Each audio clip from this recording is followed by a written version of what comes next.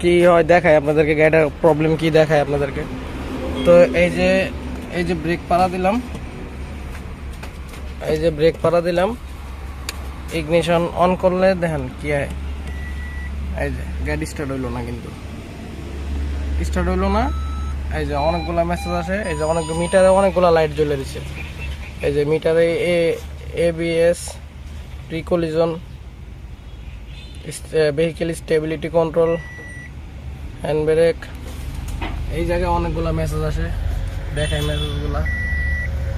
Check brake system, তারপরে আরো আইব, তারপরে আরো দেখাইতেছি।